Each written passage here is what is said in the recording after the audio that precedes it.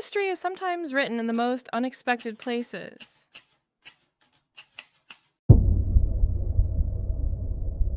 A small, rainy island in the cold waters of the North Atlantic. How did this tiny piece of land transform into the largest empire the world has ever seen? This is not just a story of kings and queens. It is the story of captains who harnessed the wind, merchants who carved up the globe,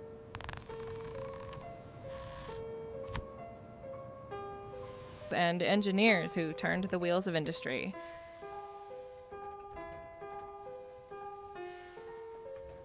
The story of the place where the sun never sets.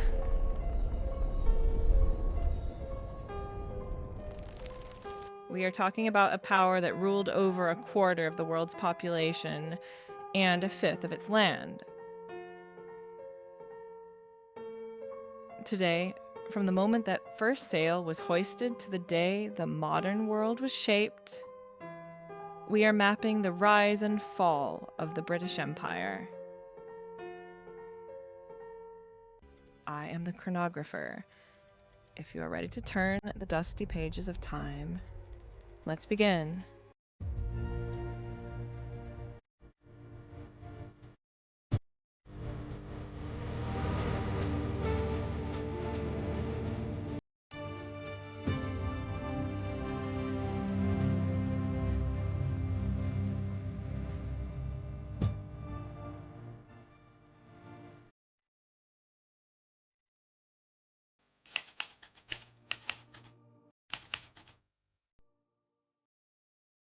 In the late 1500s, England was a poor and divided kingdom on the fringes of Europe. While Spanish galleons carried gold from the New World, the English could only watch from a distance. But Queen Elizabeth I had a daring and dangerous plan. Instead of official armies, she empowered sea dogs like Sir Francis Drake to take the stage. It was a state-sponsored gamble. The year 1588, the moment of destiny. When the Invincible Armada reached English shores, everyone thought the end of this small island was near.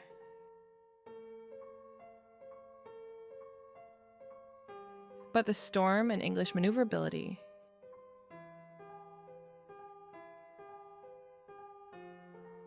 changed history. Spain was humbled, and a new master of the seas began to emerge.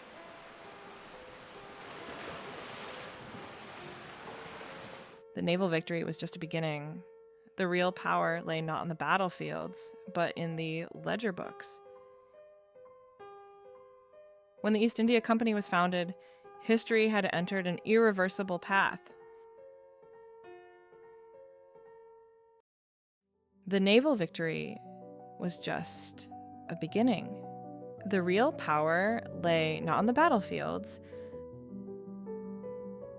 but in the ledger books. On the final day of the year 1600, a royal charter was signed, and the East India Company was born. Initially, their goal was simple: spices as valuable as gold, silk, and tea. But as the Mughal Empire weakened, a massive power vacuum emerged in India. The company realized they could not remain mere merchants. They needed their own private armies to survive. 1757 Plassey. One of the strangest battles in history. A mere trading company overthrew a powerful Bengal Nawab. With this victory, the company was no longer just buying and selling goods. They were now collecting taxes, passing laws and governing an entire subcontinent. From an office in London, millions of people, thousands of miles away, were being ruled. This was history's first true global power. But unchecked power always brings great tragedies in its wake. As the 19th century dawned, Britain seized control not just of the seas, but of the future itself. The Industrial Revolution transformed this small island into the workshop of the world. Steam engines and steel became the new muscles of the empire. The Victorian era marked the golden age of British supremacy. 1/4 of the world's population now pledged loyalty to a single woman, Queen Victoria. Under Pax Britannica, London became the undisputed heart of global finance and diplomacy. They ruled not just the land, but the gateways of the world. The control of the Suez Canal secured the vital lifeline to India. British telegraph lines and steamships were the pulse of the globe.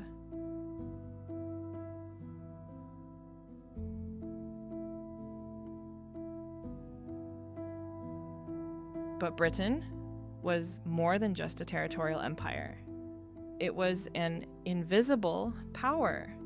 The English language, trade, and law seeped far beyond physical borders. The foundations of the modern world we live in today were laid in the workshops of this era.